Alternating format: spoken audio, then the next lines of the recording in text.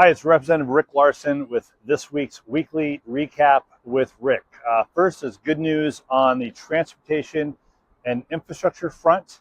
The Committee on Transportation and Infrastructure passed a major bill to reform FEMA.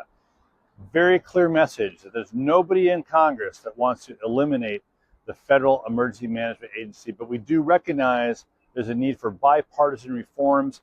And so we told the administration with this bill, let's reform FEMA. We have a bipartisan way to do that.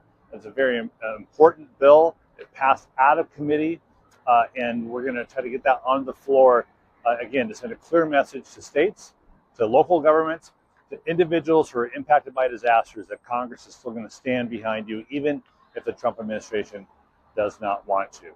Today, I'm standing outside of Cascade PBS, the public television station based here in Seattle, but serving the entire region, to talk with the leadership here at Cascade PBS about what the impacts of the cuts to the Corporation of Public Broadcasting could be over time here locally. Now, before the Trump cuts, the federal investment in public television amounted to, are you ready for this? About $1.60 per person per year.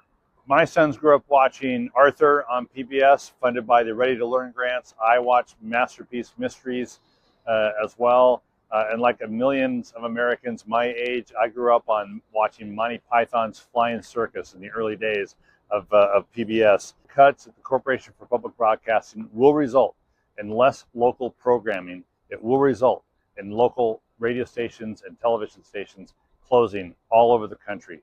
NPR and PBS create good content for all of us to enjoy, and we need to continue to support public television stations and public radio stations around the country. Well, that's this week's weekly recap with Rick outside of Cascade PBS here in Seattle, and we'll see you next week.